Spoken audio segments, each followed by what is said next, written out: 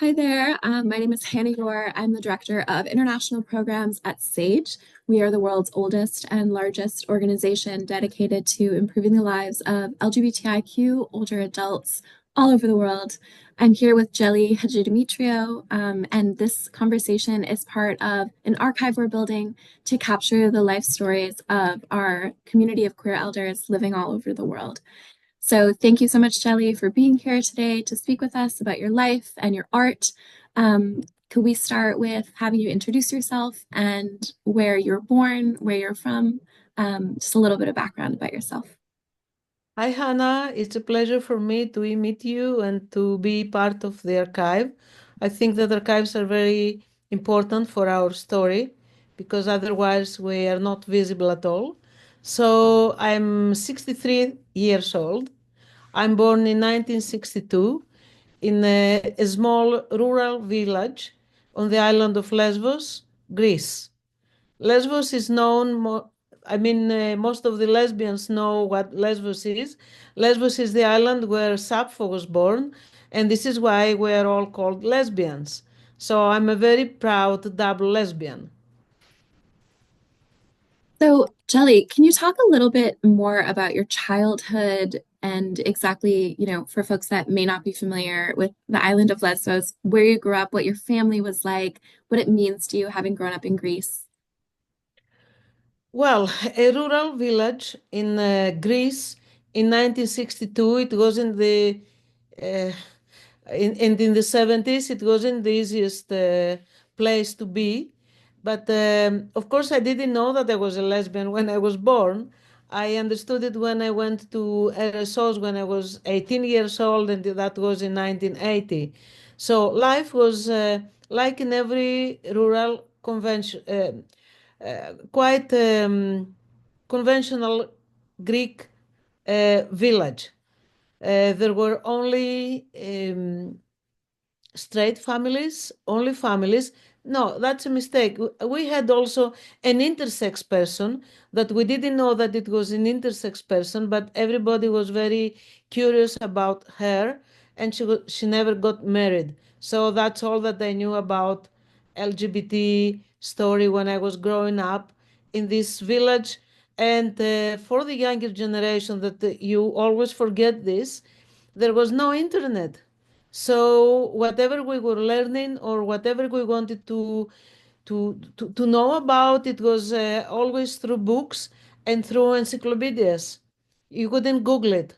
You have to learn it through an encyclopedia. So you had to open these big books and and start searching. And I remember that when I was searching about Sappho, we had moved in a bigger village in the city with my family, and I was searching about Sappho, and the only thing you could find about Sappho, the poetess, it was that she was born in Lesbos and that she was a lyric poet, nothing else. So it was difficult, but it was also nice from a point of view that I can see now. Before I want to get into what inspires you about Sappho and the films that you've made and the art that you've made throughout your life, but just going back to some earlier years, can you talk about what your coming out process was like when you realized you were a lesbian and started identifying as such? Well, I realized that I was a lesbian, that I am a lesbian, when I accidentally went to Eresos. Eresos is the place where Sappho was born. And I went there in 1980 without knowing that I was a lesbian. But, I had some feelings about a classmate, but I couldn't figure out what it was. It was. I come from a family from my parents were teachers, so I had a very good education, and I had I could read books. I mean, I could find books and read books because that was not. I mean, from the village, I was the only person that I had access to a library. I know that it sounds a little crazy, but it was a rural village, and only my parents had a library because they were teachers, and because they had some more money than the other, that they were just the others, they had to do only with agriculture and all of this, and they didn't care about it. It was just surviving, just making the money, enough money to survive, and send their kids to school, and to study in the university. So I was very close to books already from an early age, and I loved reading. I was reading whatever I could find in the library. And then we moved in the capital of Lesbos, that is called Mytilene. And I went to the gymnasium and lyceum there. And when I finished the lyceum, I went by mistake to a resource. I didn't know anything, At school, we didn't know anything about Sappho. We didn't know anything about the connection of Sappho with homosexual women.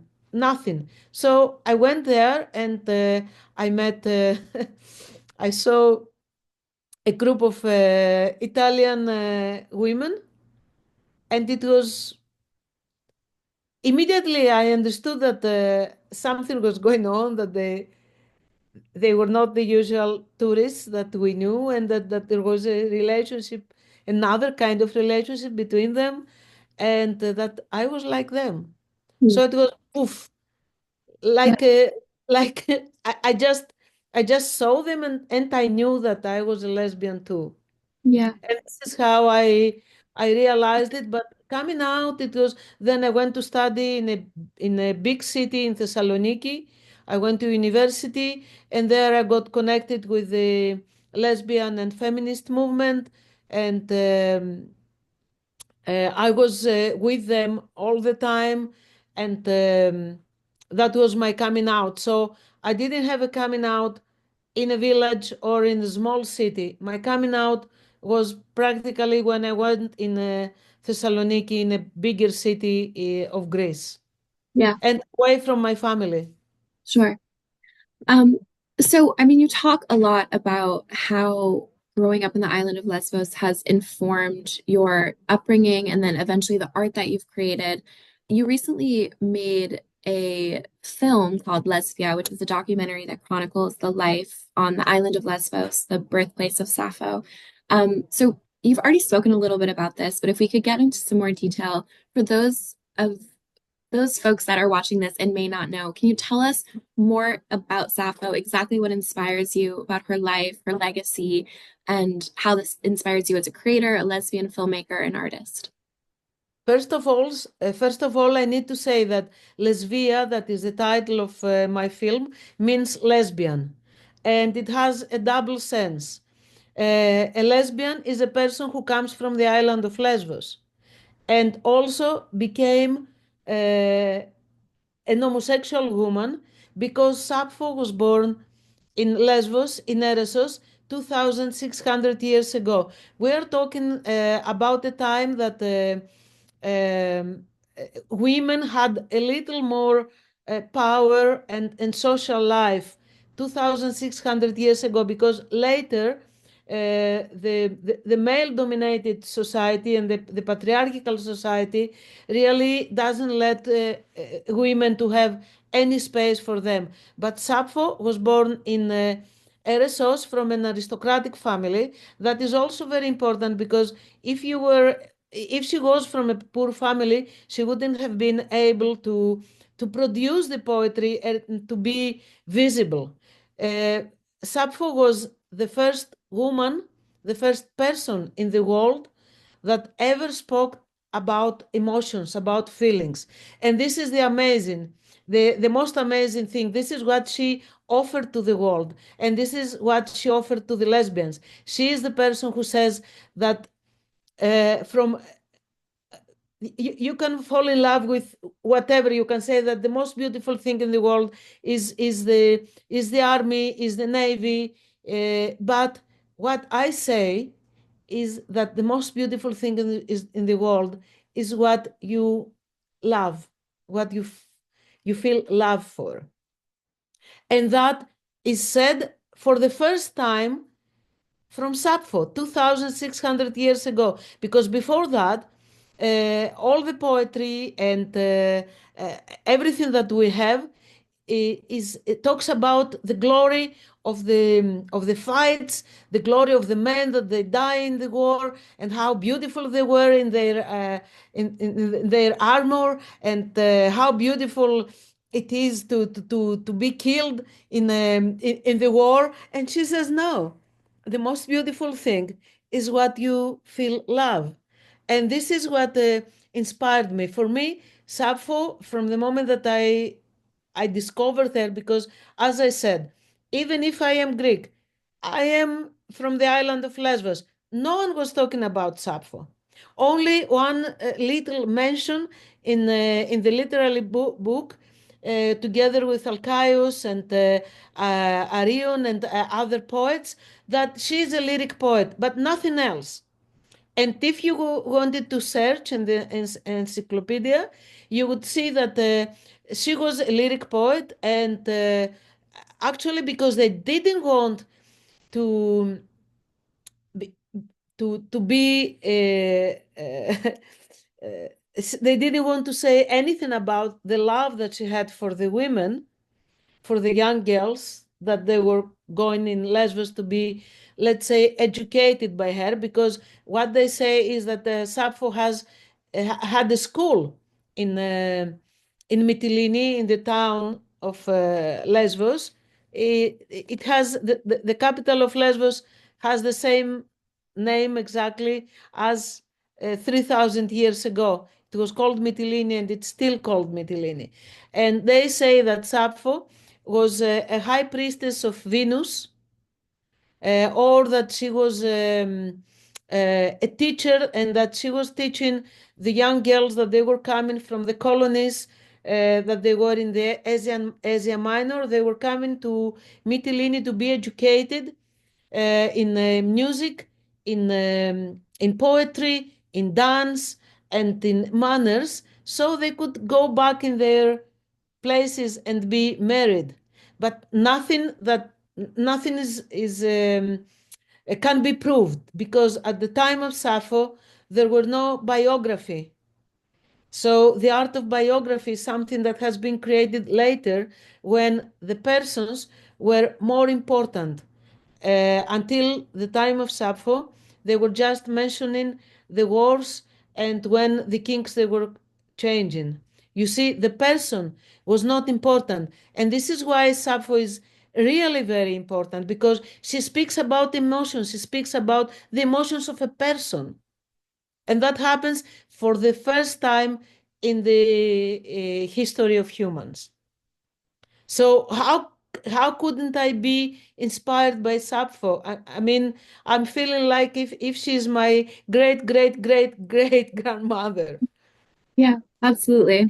And she's our legacy for all the lesbians. She's our legacy because she's the first one to express desire, emotions, feelings for other women, and sexual desire. I myself have never been to Lesbos, but I can only begin to imagine how special it must be to have a physical space that embodies this legacy where lesbians of all ages can be together and share and sort of revel and celebrate our shared history. Um, can you talk a little bit about what being in community with other lesbians has meant for you throughout your life, both in your art, of course, but also personally? Yes, it's not the whole island of Lesbos. It's Yeah. precisely Eresos. It's a small village by the sea where Sappho was born. This is the place where we started gathering since the 80s, and it's important because before that, in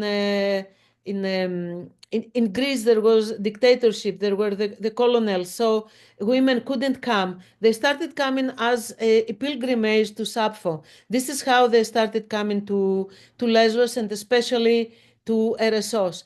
And since the first time that they went there, I never wanted to stay away from Eresos anymore because it was the place where we could feel safe and free. And that was precious because at that time, it was, you were a pervert if you were an homosexual woman. You weren't considered as anything. Your family didn't accept you. You couldn't say it to, um, if you were working, you couldn't say it openly. You had to get married. Your role in the world, it was to get married and have children. So being homosexual, it was very hard, very difficult for us. So having a place where we could be together on the beach, naked, enjoy our bodies, our sexuality, enjoy our freedom uh, in a safe space. It was something that you couldn't. I mean, we couldn't even imagine it before that a place like that could exist. From the moment we started having our community there, the community started growing. In the beginning, we were like 15 persons in August, and then we started being more and more and more, 100 and 200 and 300 and 500. It was a pure joy. Something that I don't know if you can even understand it because it was not in a bar, and still it's not in a bar. It was by the sea. You could be naked. You were not criticized by anyone. You didn't have the male gaze, and you could be there. And still you can be there. Of course, in the 80s, we were all young and beautiful. Then we started growing older, and as I used to say, lesbians never grow old. We just mature. Mhm. We still are um, very young in the heart, So and we feel beautiful, that older and beautiful. Yes. yeah, we get older, but we get mature and beautiful, and we still have a lot of fun, and Mhm. we enjoy being together and sharing our life together, and it's an amazing space to be in a resource. And to tell you the truth, if you don't come there, ask also our common friend how Mhm. she felt. Ask Megan how she felt, Mhm. and it's an experience. It's not just something that I can narrate here, but Right. and there are lesbians that they're 20 years old, they're 30 years old, they're 40 years old, and you see we don't care. Mhm. Mhm. We can do the same things. Okay, the younger, they can be maybe awake the whole night and enjoy and party more than us. But we can meet. We have a lot of activities that we are all together, and this is so important because you cannot live in small boxes that now we are 30 years old and we go in this bar where only 30 years. Right. No, because you learn from the older generation, and also we learn. I have Yeah. learned a lot the last years that I was doing I was filming Lesvia. I learned a lot from the younger generation, and it's an amazing sharing and learning. Really, it's amazing. Yeah, Yeah. absolutely. I mean, so much of this is so heartening for me to hear. I have so many conversations with elders in our community who talk about feeling isolated from both other older LGBTIQ people, experiencing a lot of loneliness, feeling alienated from younger generations of queer people because of ageism and different stigmas and discrimination. So to hear you express your experience and the relationships and community you've been able to build with younger lesbians is really touching to me personally. Um, I'm wondering if you have maybe advice, for lack of a better word, for people that are struggling to bridge those intergenerational divides.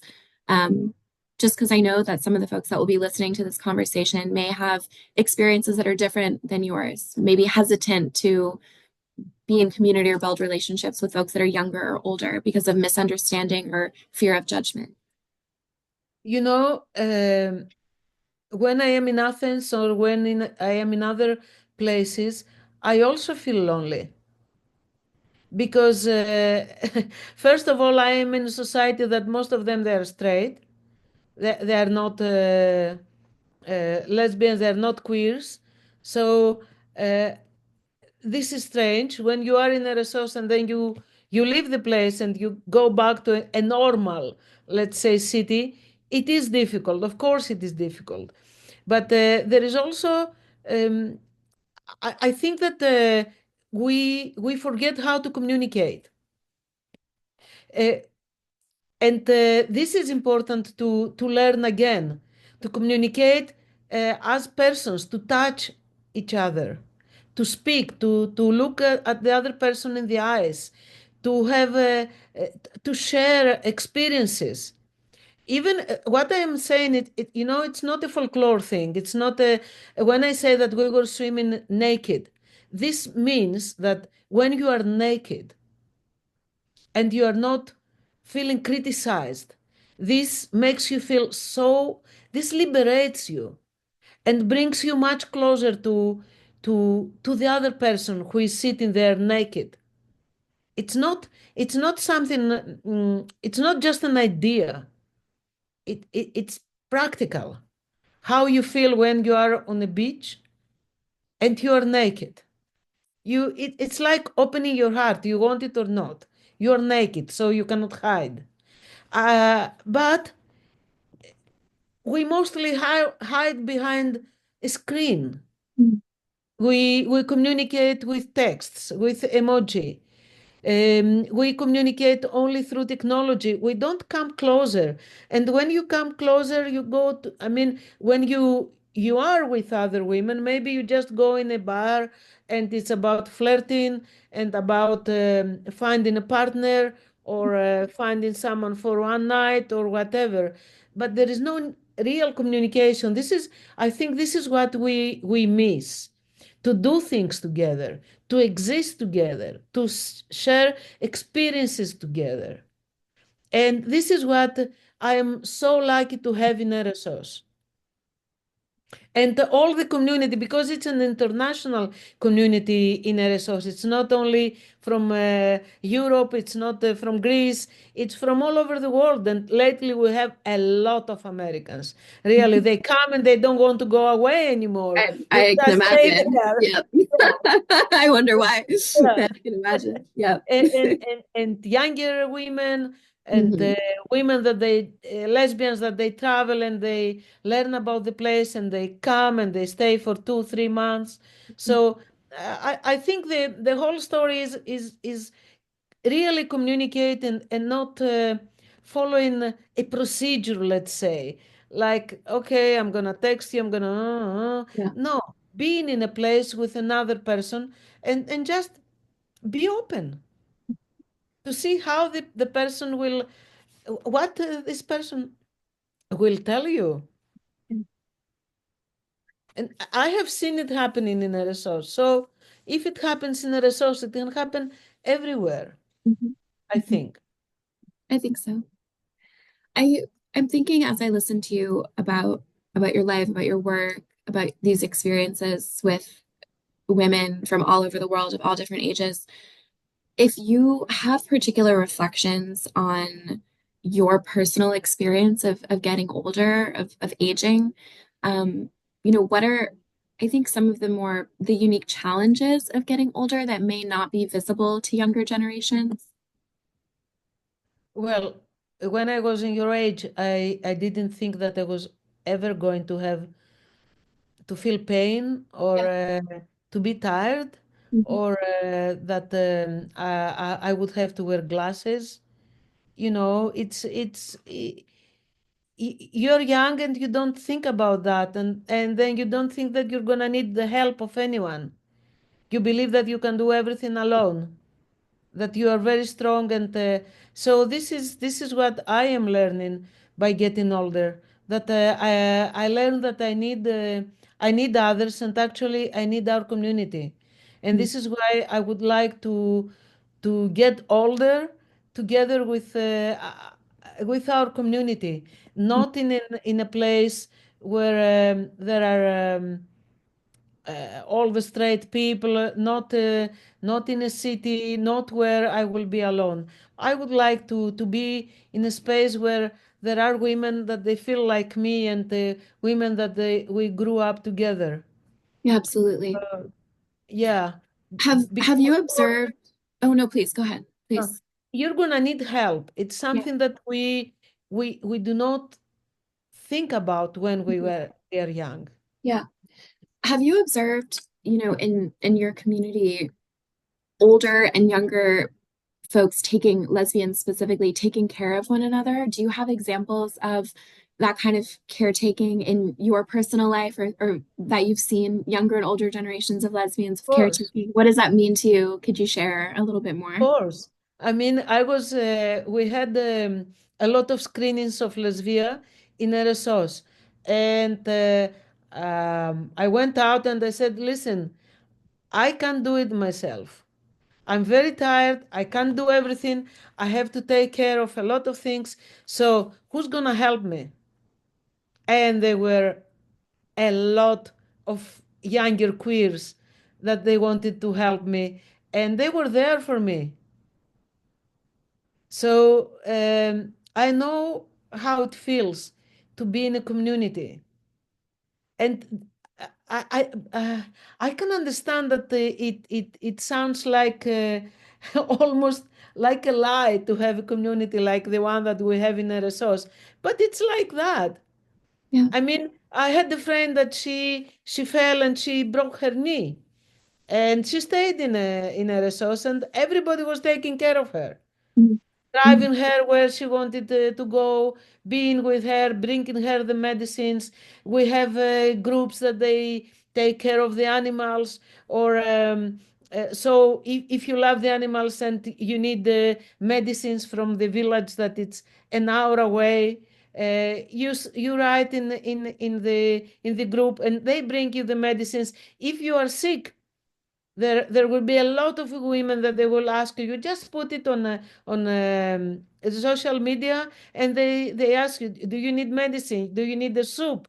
Do you need me to come and do something for you? So it's really amazing, It and is. this is what the community is.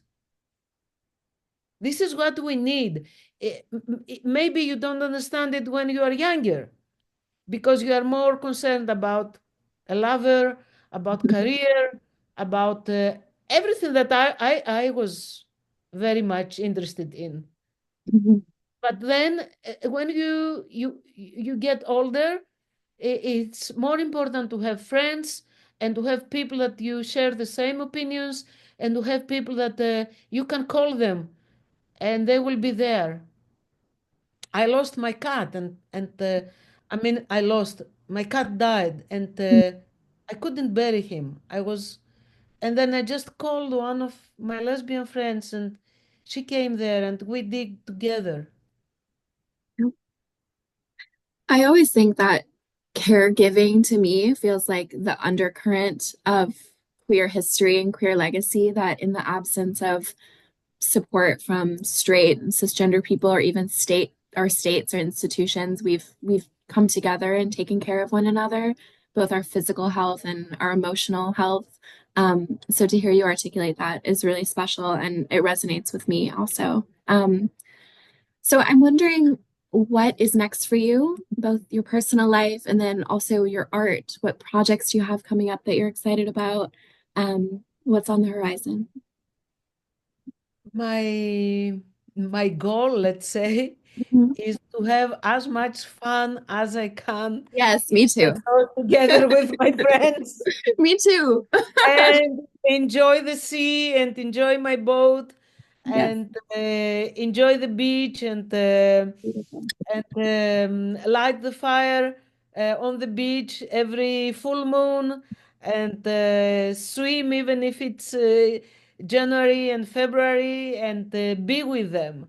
And also the next project as an artist. Mhm. um, I mean, there are two basic projects. One, as a lesbian activist, I want to work more on creating an archive of our lesbian story. So, creating an archive is my basic goal. And as an artist, I want to speak about nature and Mm, about the beauty that is being lost yeah. because of us humans.